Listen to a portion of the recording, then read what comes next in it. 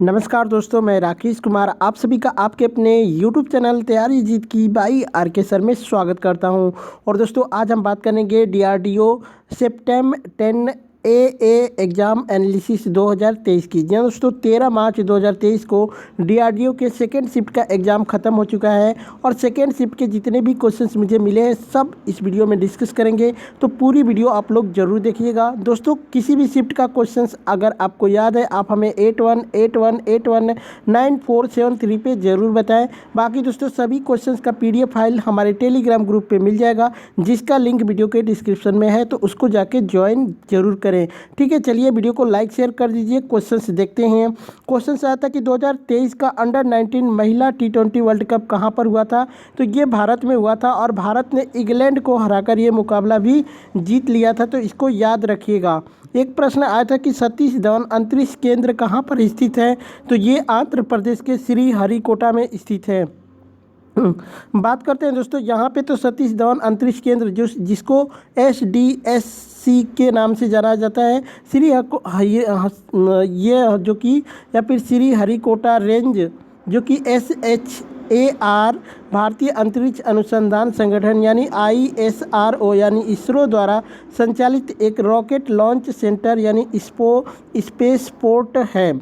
यह आंध्र प्रदेश के श्रीहरिकोटा जिसको नेल्लोर में स्थित है। ठीक है, श्रीहरिकोटा रेंज का नाम 2002 में इसरो के पूर्व अध्यक्ष सतीश धवन के नाम पर रखा गया था। श्रीहरिकोटा द्वीपों को 1969 में उपग्रह जो कि प्रक्षेपण केंद्र के लिए चुना गया था। केंद्र जो कि 1971 में चालू हुआ था, जब एक RH-125 जो कि परिज्ञापी रॉकेट लॉन्च किया गया था।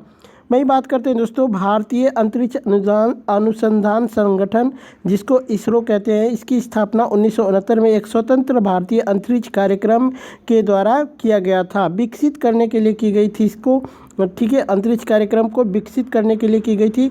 इसका मुख्यालय बेंगलुरु में है। यह अंतरिक्ष विभाग के तत्वाधान में आता है।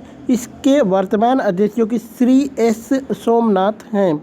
तो इन सब चीज़ों को याद रख लीजिएगा जिसका भी एग्ज़ाम है। कार्बन डाइऑक्साइड को जो कि CaOH2 को मिलाने पर क्या बनता है, तो इसका राइट आंसर हो जाएगा कैल्शियम हाइड्रोक्साइड। ठीक है, बात करते हैं दोस्तों, तो बूझे चुने यानी कैल्शियम हाइड्रोक्साइड जो कि CaOH2 पर कार्बन डाइऑक्साइड गैस प्रवाहित करने से जो कि प्रवाहित करके कैल्शियम कार्बोनेट यानी CaCa3 प्राप्त होता है। तो दोस्तों यहाँ पे आपका ये नहीं होगा, कैल्शियम कार्बोनेट हो जाएगा। ठीक है, ये यहाँ पे इसको सही कर लीजिएगा, कैल्शियम कार्बोनेट यानी Ce प्राप्त होता है। नोट, इस अभिक्रिया में कार्बन डाइऑक्साइड के अधिक से बचना चाहिए, क्योंकि CO2 की अधिकता होने पर कैल्शियम बाइकार्बोनेट बन जाता है जो कि जल में विलय होता है। तो दोस्तों आपका राइट आंसर क्या होगा, कैल्शियम कार्बोनेट आपका राइट आंसर हो जाएगा। ठीक है, एक प्रश्न आया था दोस्तों कि यहाँ पे, ठीक है, यहाँ पे एक प्रश्न आया था कि राज्यसभा में कुल कितने सदस्य होते हैं, तो कुल सदस्यों की संख्या राज्यसभा में 250 है। बात करते हैं तो संरचना संख्या संविधान के अनुच्छेद जो कि 80 में राज्यसभा के सदस्यों की अधिकतम संख्या 250 निर्धारित की गई है, जिसमें 12 सदस्य राष्ट्रपति द्वारा नामी निर्देशित किए जाते हैं और 238 सदस्य राज्यों के और संघ राज्य क्षेत्रों के प्रतिनिधित्व होते हैं। ठीक है, तो इसको याद रख लीजिएगा। एक प्रश्न आया था कि राष्ट्रीय खेल दिवस किसकी याद में मनाया जाता है, तो ये मेजर ध्यानचंद की याद में मनाया जाता है। बात करते हैं तो भारत में राष्ट्रीय खेल दिवस 29 अगस्त को हॉकी के खिलाड़ी मेजर ध्यानचंद की जयंती पर मनाया जाता है। यह दिन जो कि 1928, 1932 और 1936 में भारत के लिए ओलंपिक में स्वर्ण पदक जीतने वाले हॉकी खिलाड़ी मेजर ध्यानचंद सिंह के जन्मदिन का प्रतीक भी माना जाता है। वहीं बात करते हैं दोस्तों, एक प्रश्न आया था कि श्रीनगर को लेह से किस नंबर का हाईवे जोड़ता है, तो जो जिला दर्रे नेशनल हाईवे D1, ठीक है, 1D इसको कहलाता है। यह श्रीनगर को लेह से जोड़ने वाला एकमात्र हाईवे है। ठीक है। एक प्रश्न आया था दोस्तों कि कौन रीट संविधान में नहीं है, इनमें से कौन सी रीट जो कि संविधान में नहीं है, तो इसका ऑप्शंस आप लोग कमेंट करके बताइएगा, उसके अकॉर्डिंग ही बताया जाएगा। एक प्रश्न आया था कि बाल पुरस्कार कितने से कितने वर्ष के बच्चों को दिया जाता है, तो 5 से 18 वर्ष साल के बच्चों को जो कि बाल पुरस्कार दिया जाता है।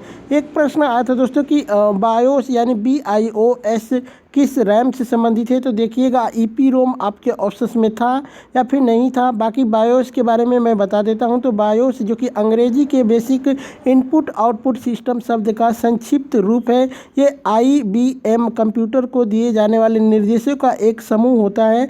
यह निर्देश कंप्यूटर में एक चिप में संरक्षित रहते हैं। इनको डिस्क को फेल होने से बचाने के उद्देश्य से तैयार किया जाता है, तो इसको याद रखिएगा। जो सब कुछ खाता हो उसे क्या कहते हैं, तो सर्वाहारी कहा जाता है दोस्तों। गर्म हवाएं ऊपर किस विधि के तहत जाती हैं या फिर उठती हैं, तो इसका राइट आंसर हो जाएगा दोस्तों संवहन प्रक्रिया या फिर विधि के द्वारा गर्म हवाएं ऊपर की ओर जाती हैं। ठीक है। एक प्रश्न आया था कि रामचरितमानस किस भाषा में लिखा गया था, तो ये अवधी भाषा में लिखा गया था। बात करते हैं तो रामचरितमानस अवधी भाषा में गोस्वामी तुलसीदास द्वारा जो कि 16वीं सदी में जो कि लिखी गई थी, जो कि प्रसिद्ध ग्रंथ है। ठीक है।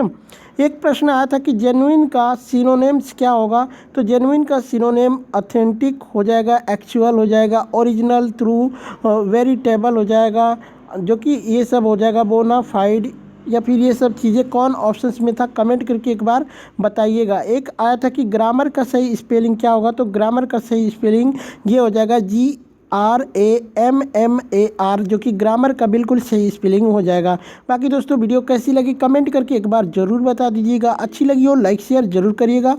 ठीक है, चलिए चलते हैं, मिलते हैं नेक्स्ट वीडियो में। तब तक के लिए जय हिंद, जय भारत।